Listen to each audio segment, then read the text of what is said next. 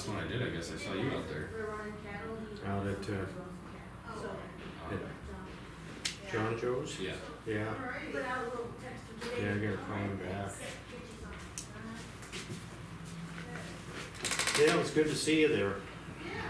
Well, I try to go out, and I offer to go out when people have questions, but I haven't got a ton of stuff that people want me to go out for, so. It'll be more as I get to know more people and stuff and answer questions, I think, so. I've been thinking about calling you and asking you if you would, I need your opinion on this fence line. And ask you to pound posts as we go along to make certain that it's straight. Yeah, a little bit of surveying type deal. Yeah. I could do that. If somebody wanted to do that, they could. I'd probably use it as an excuse. But I can only do about a mile of posts before my shoulders start to hurt. Just a mile? I can pound about a mile. Is that all? Is that all? If they're on like 15-foot centers. Yeah. 15-foot, yeah. Well, Depends on the ground. I'm not sure. Depends on the ground. That's on that Darn. concrete ground. Yeah. This is by hand, isn't it? Yeah. Long stretch. That's pretty good. Yep. I guess that was kind of sucked. Too hot. Carry them with you. It's easier if you have a helper hand in your post. You don't got a packed bundle. Yeah. Throw 2 bundles on your shoulder and head to. Yeah. Head up the Pull hill. right on your belt. But that's what's going on. I guess it's a little quieter than it usually is. I think right now. Yeah.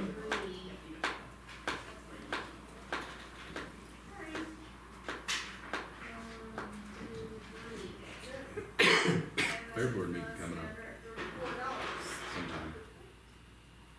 Oh, I guess that's not till the 27th. We might have to make those slightly more frequent. Yeah. We might have to try for first and fourth Tuesday or something of the month. Yeah, especially for this summer. May not be a bad idea, you know, to call those 2 fellas. Yeah, maybe we'll try to do second and fourth or something Tuesday or something like that, just twice a month. Because a month is a good stretch. You know, they should be having lunch today, those 2. Yeah.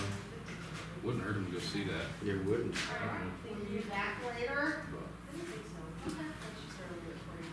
Well, you guys got anything for me? Suggestions? Actually, never mind. No, sounds like He Thoughts? just needs his certification. I think they're gonna kick you out, Mike. I don't know. How often do you actually get audited for commercial? Well, they said they're gonna audit quite often, but I've only been audited once, Oh, really? and then 10 years. Yeah. Well, they can't keep anybody in those jobs. They surprised me too. They said, guy showed up and said, I need to look at your books. Oh, great, I'll go fill them out right now. Yeah, yeah. You need 2 years of records, right? All right, this might take me.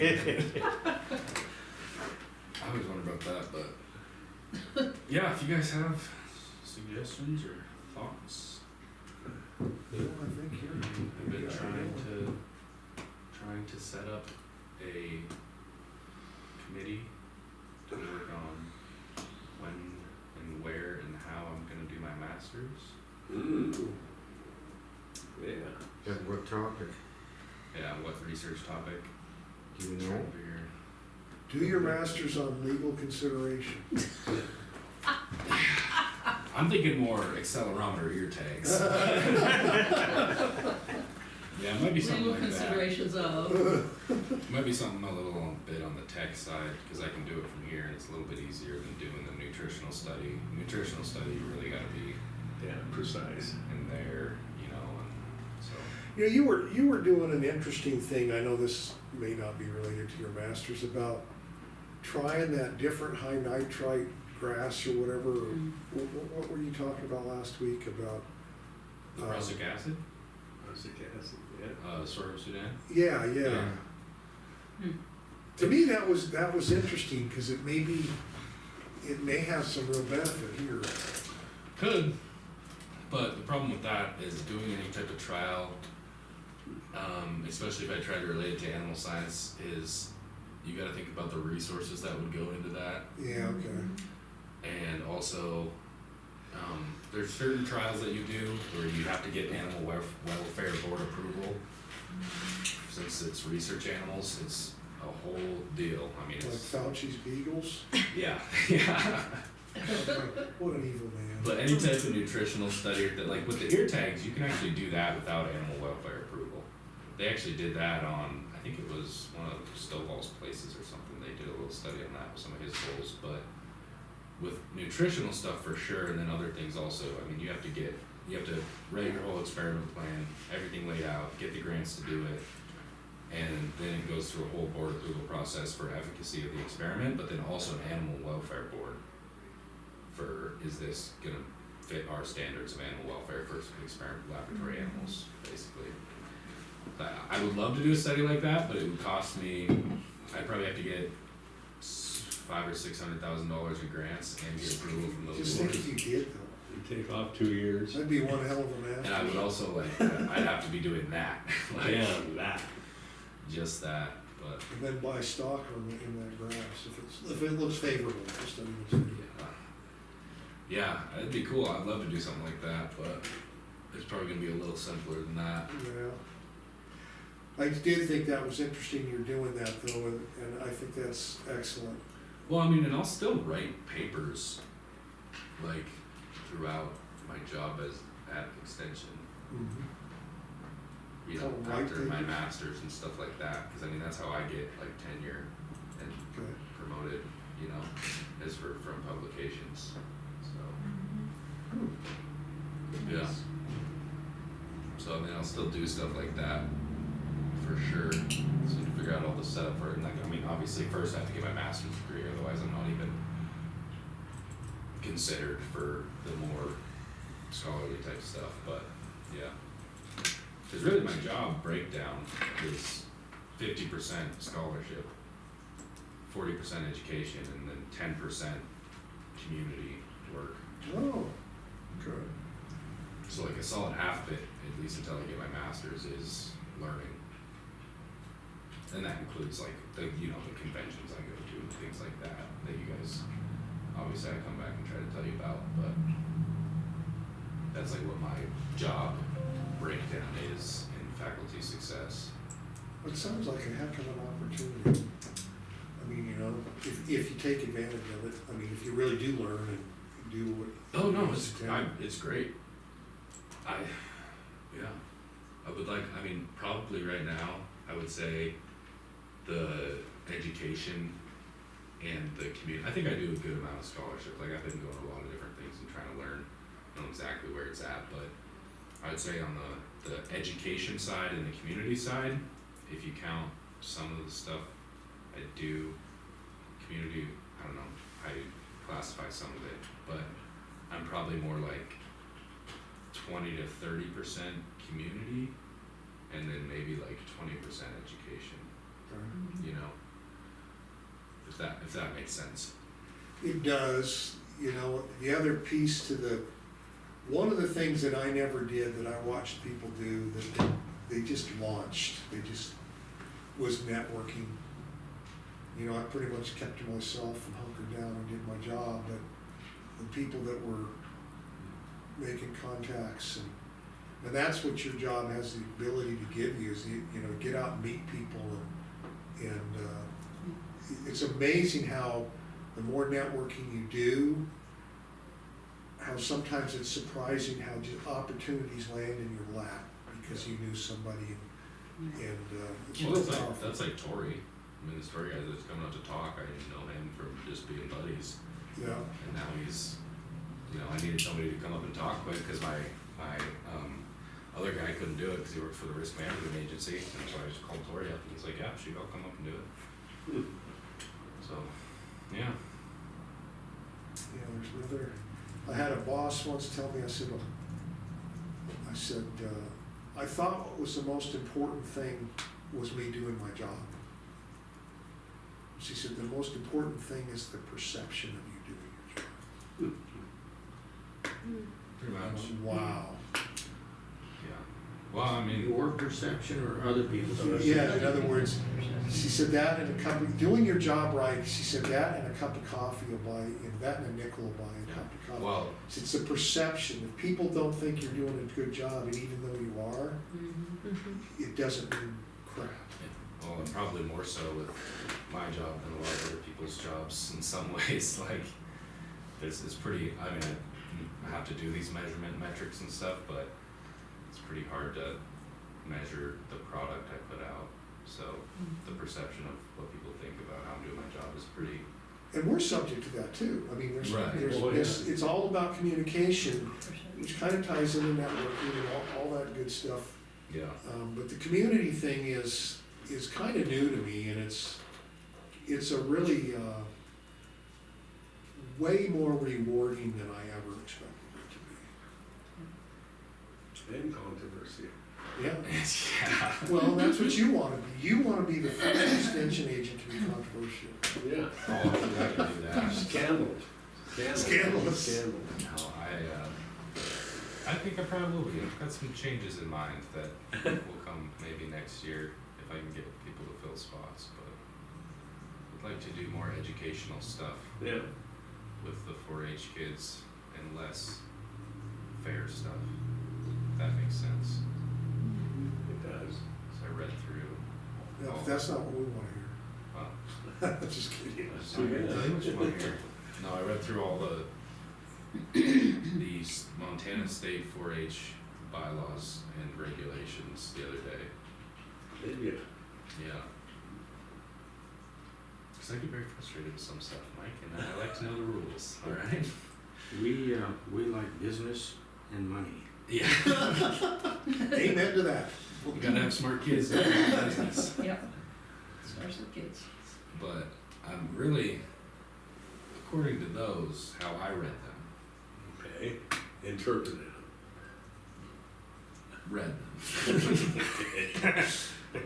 Its main focus is, yes, I administer and have final say on a lot of 4-H stuff.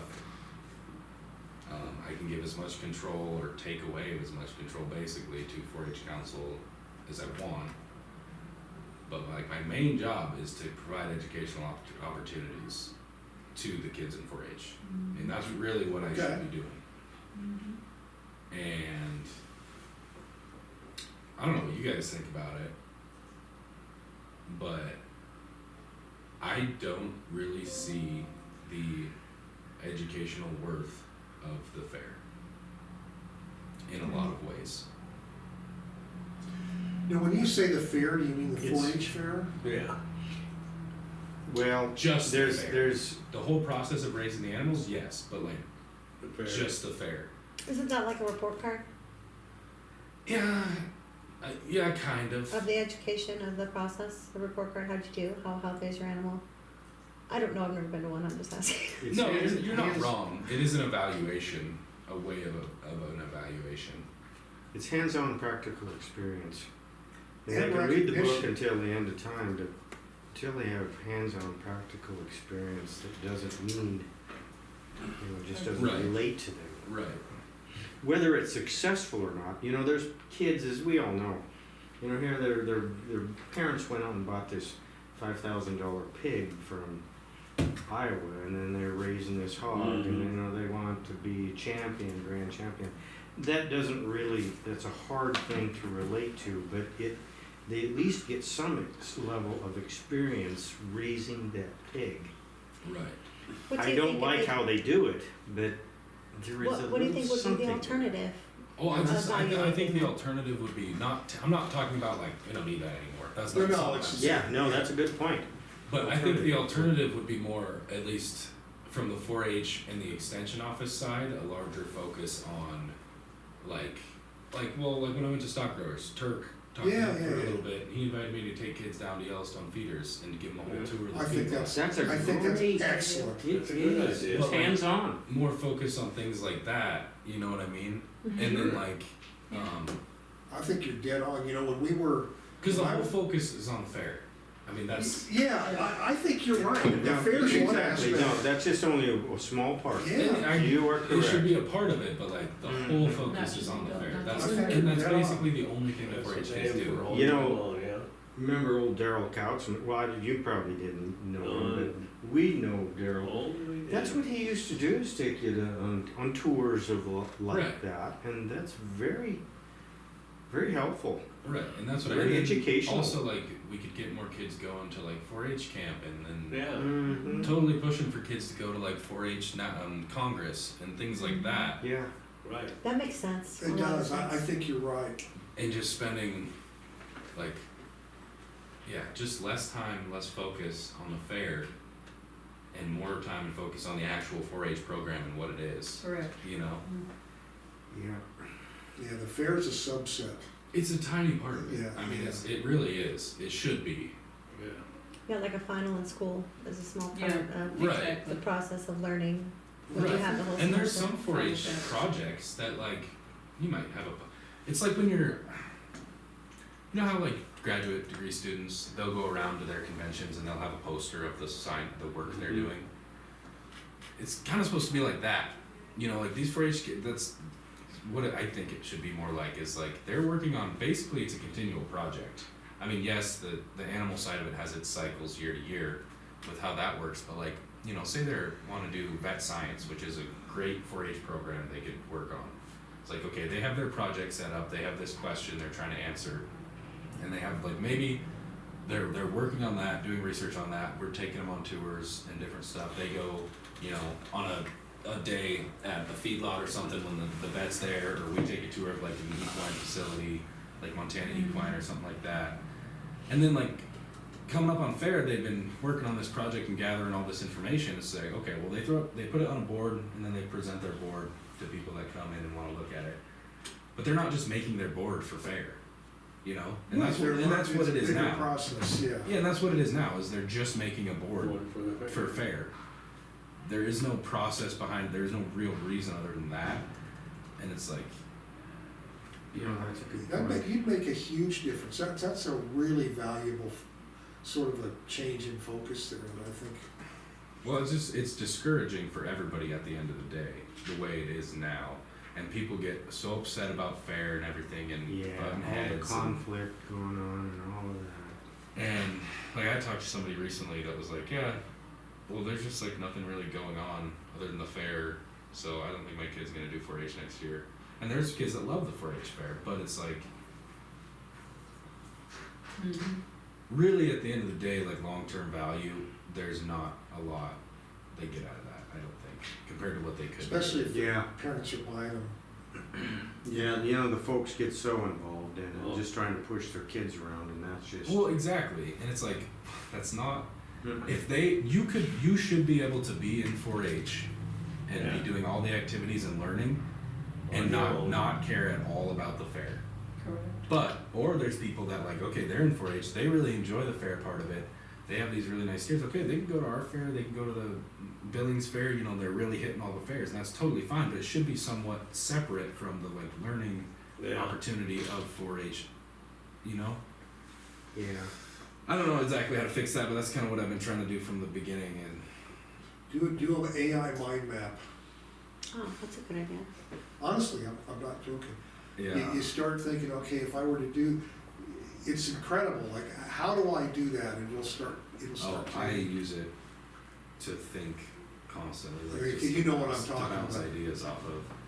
But I mean, that's kind of what have been trying to do and talk to you guys about from the beginning of like, okay, you know, and you guys know we talk about the fairgrounds person and like the fair board taking more responsibility if they want a fair to be here and things like that. And then you could really start, you know, because I could also integrate most all of my extension educational programming with 4-H in a way that's like, okay, I've got this guy coming to talk about, you know, some of these vet science things. Like, all right, let all the vet science kids know, hey, this is what we got going on. Or like an equine person coming in and talking about, you know, equine lameness or Yeah, nutrition. Or, yeah, I've got a cow-calf nutrition focused person coming in and talking about that, and or grazing if they're doing rangeland projects, you know, Or, you know, also like I have a whole access to Master Gardener stuff through Extension, so it's like, okay, the Master Gardener Yeah. class is going on. We and I have the support you kids. on that. Well, and that's what the fairgrounds need to be used for those kind of things also, not just for the fair. Right. Right. Right. But it's like, if we do that, then the administering of the fair needs to be done through the fair board. Yeah. Mm, Well, And I'm not talking about next year. No. I'm just saying. It should be anyway, to be honest with you. Well, it should be, but It's fallen on the extension agent. I'm also giving you reasons for why it'd be better if it was that way. So. Well, I picked up on that. But no, and I think that's, like, the fair is the 27th, the fair board, right, is the 27th? Yeah. No, I was gonna share with you, when I was in 7th grade, I went to St. Anthony's, we had a VOTEC week. Where instead of going to school, we went, like, we would go to a service station, or we would go to a tire shop, or I still remember that. It was so educational. I think your kids will eat it up if you were to do what you're suggesting there. Oh, I think they'd actually be interested in it. Yeah, Because for now it's just kind of a slog for most kids, I think, in a way. Mm-hmm. And it's like if you're actually doing cool stuff and offering them cool opportunities. It's like, because like I said, what do they really do? I mean, I know like one of my clubs, they have one day where they try to do fun stuff, but then the other like 2 times they really all get together and do something. They're like doing community service work, which is fine. It's a good thing to do and it's a good learning opportunity. But like, kind of about a 13-year-old kid, he's like, okay, well, I work my ass off. I have to do all this freaking paperwork. I get to do maybe one fun thing where we have like a little pizza party or something. I pick up trash, and then I go to fair where it's all high stress and you know everything. And he's like, yeah, I don't really want to do this anymore. And that's how we lose a lot of kids, I think. The reason for extension service is to get rural people educated beyond where they're at so that they can improve their livelihood. Right. That's what it's for. Yeah, well, exactly. And that's, yeah. Instead of, That's why they put them there in 1934. oh, yeah, right. And They it's, didn't want people abandoning their farm, moving to Chicago. right, and the whole returning the land grant university tax dollars to the communities Yeah, where they're from. And so it's like, there's all kinds of avenues there, which, you know, you're thinking about. yeah. Gardening. It's just like I don't do much horses. education right now. It's mostly, I would say, probably administration or stuff like that. I said the longest journey starts with the first step. Oh, I know, and like I said, I'm not saying, hey, The next ox year is this slow, stuff. but the earth is patient. Right. I'm not saying next year, hey, this stuff has to be this way, but I am saying, and you know, it's a tough problem because it's not like it's just this county. No, but I think your thinking is dead on. I mean, I think that's, it also sort of highlights the significance of the role that you're doing for the community. Well, it would actually have me be doing something that makes use of the resources that I have. Like anybody can. A random person without the university resources that I have through my job could administer and set up the whole fair and do all that. Whereas like, there's a reason I go to all these educational things. There's a reason I make those connections, and then I can call somebody and have them come down and talk about this thing that I found was really interesting and I think could be really useful for the community. You know? Or like all our specialists that we have, it's like, we're not paying millions of dollars to extension specialists so that our extension agents are mostly focused on administering and setting up one fair a year and then Yeah. offering 1 or 2 pesticide programs a year.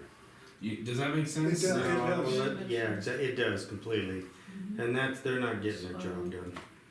When you're talking about the investment of the education and bringing back the values, I think you make an impact here. Right. Then Kids need to be other counties will involved. see what you're doing. Yes. Yeah. I think that, and just protection of our whole food supply, I think you're really Yes. onto something.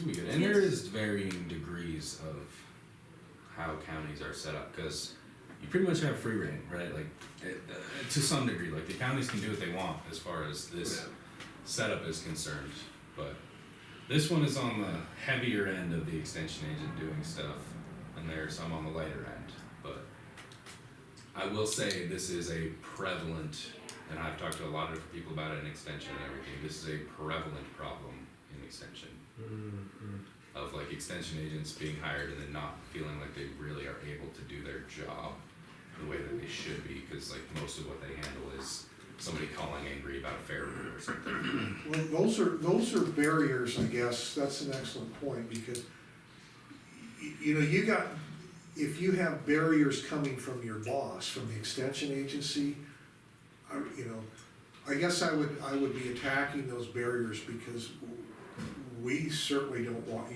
we don't wanna be a barrier.